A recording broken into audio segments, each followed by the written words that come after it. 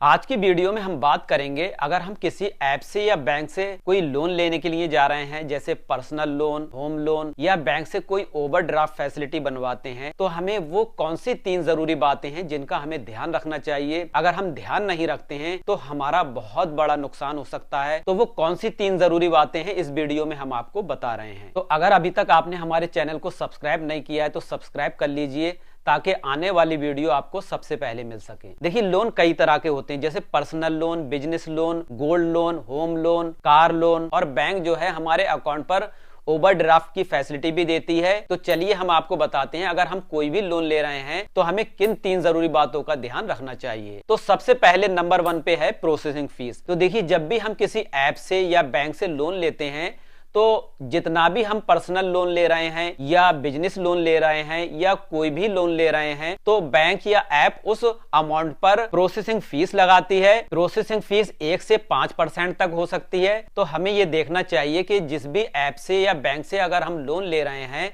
तो वो कम से कम हो, या फिर हम जो लोन ले रहे हैं उस पर कोई प्रोसेसिंग फीस ना हो। इससे हमारा बहुत बड़ा फायदा हो सकता है। देखिए, अगर हम किसी ऐप से या बैंक से अगर पर्सनल लोन ले रहे हैं 1 लाख रुपए, और उस पे अगर 5% प्रोसेसिंग फीस है, 1 लाख में से हमारे बैंक अकाउंट में 5,000 रुपए कटकर 95,000 रुपए ही आएंगे। इसमें जो है ना, हमें 5,000 रुपए का नुकसान रहेगा। 5,000 प्रोसेसिंग फीस देने के बाद भी हमें 1 लाख पर ही इंटरेस्ट देना होगा, और 1 लाख रुपए का ही अमाउंट हमें बैंक या ऐप को चुकाना होगा। तो हमें ये चाहिए कि जब भी हम कोई लोन ले रहे हैं, ये पर्सनल लोन या बिजनेस लोन, उसमें या तो प्रोसेसिंग फीस कम से कम हो या फिर बिल्कुल प्रोसेसिंग ना हो। हमें ऐसा ट्राई करना चाहिए, ऐसे ऐप या बैंक से लोन लें जिसमें प्रोसेसिंग फीस बिल्कुल ना हो। अगर है तो बहुत कम से कम होना चाहिए। इससे हमारा बहुत बड़ा फायदा हो सकता है। अगर हम प्रोसेसिंग फीस देंगे तो हमारे 1 लाख रुपए के अमाउंट में से प्रोसेसिंग फीस कटकर हमारे बैंक अकाउंट में आता है, और हमें पूरा पैसा बैंक को या ऐप को चुकाना होता है।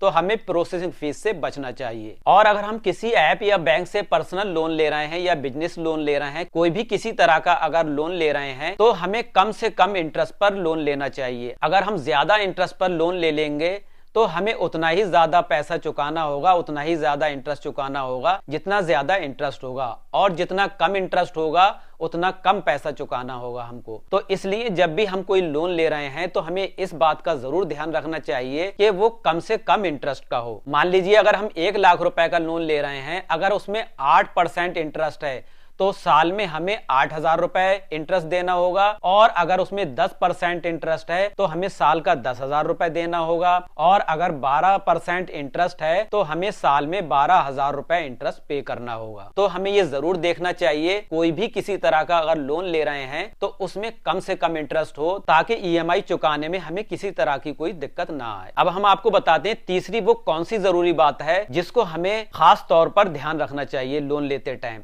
तो देखिए, जब भी हम किसी तरह का लोन लेते हैं, तो अगर हम लोन को चुकाना चाहते हैं या सारा अमाउंट देना चाहते हैं बैंक को या ऐप को, लोन को बंद करना चाहते हैं, तो इस कंडीशन में बैंक या ऐप उस अमाउंट पर फोरक्लोजर चार्ज लगा देती हैं। तो हमें इस बात का जरूर ध्यान रखना चाहिए कि जब हम लोन को क्लोज कर रहे हैं या बंद कर रहे हैं टाइम से पहले, तो उस अमाउंट पर किसी तरह का कोई फोरक्लोजर चार्ज तो नहीं लग रहा है। काफी सारी बैंक के ऐप ऐसे होते हैं, जब हम अपना लोन को बंद करना चाहते हैं, अपना जो अमाउंट लिया है लोन का उसको चुकाना चाहते हैं, सारा अमाउंट एक बार में देना चाहते हैं, तो जो अमाउंट हम पे कर रहे हैं उस पर फोरक्लोजर चार्ज लग जाता है। तो हमें ऐसे लोन से बचना चाहिए जो फोरक्लोजर चार्ज लेते हैं ऐप या बैंक। हमें ऐसा लोन नहीं लेना चाहिए। काफी सारे ऐप बैंक ऐसे हैं जो फोरक्लोजर चार्ज 0 रहता है, उसमें किसी तरह का कोई चार्ज नहीं देना होता है। तो हमें ये जरूर देखना चाहिए, अगर हम बीच में अपना लोन बंद करना चाह रहे हैं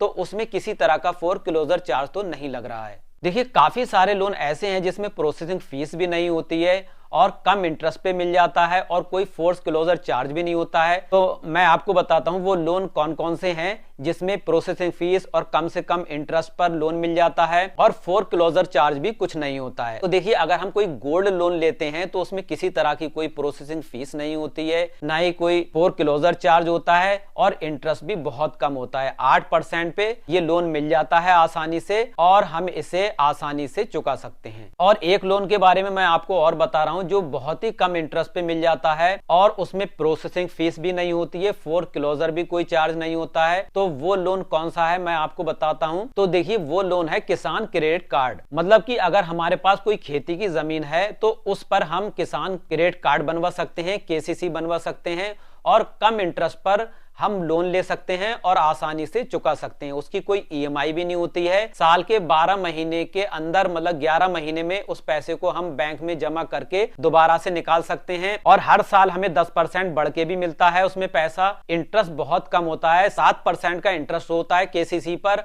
और अगर हम टाइम पर जमा कर देते हैं तो 3% की हमें उसमें सब्सिडी भी मिल जाती है। इस तरह से 4% ही हमें इंटरेस्ट देना होता है। मतलब कि अगर हमने 1 लाख रुपए अगर बैंक से निकाला है किसान क्रेडिट कार्ड पर तो हमें 1 लाख पर 4,000 रुपए ही इंटरेस्ट देना होगा। एक लोन और बहुत बढ़िया है, अगर हमारा किसी भी बैंक में अकाउंट है तो बैंक ओवरड्राफ्ट की फैसिलिटी भी देती है।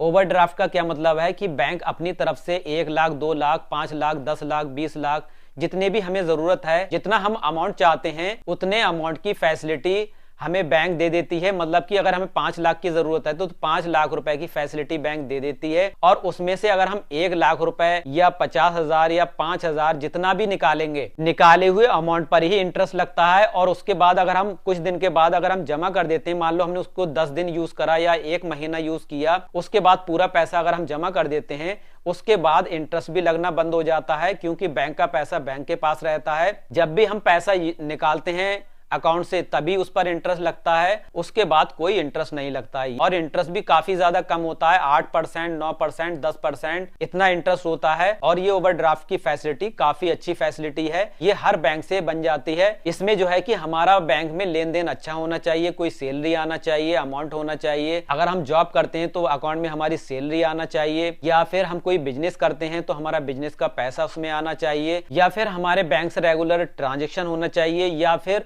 हमारे बैंक में इतना पैसा पड़ा रहना चाहिए तो बैंक को लगे ये इतना पैसा यूज करने के बाद भी वापस कर सकते हैं। तो आप भी किसी तरह का लोन लेने जा रहे हैं तो मैं समझता हूं कि आपके लिए ये वीडियो काफी ज्यादा हेल्पफुल साबित होगी। अगर वीडियो आपको पसंद आई हो तो इसे लाइक कीजिए और जिनको इस वीडियो की जरूरत है उनको ज्यादा से ज्यादा शेयर कीजिए और चैनल को सब्सक्राइब कीजिए ताकि आने वाली वीडियो आपको सबसे पहले मिल सके। Thank you.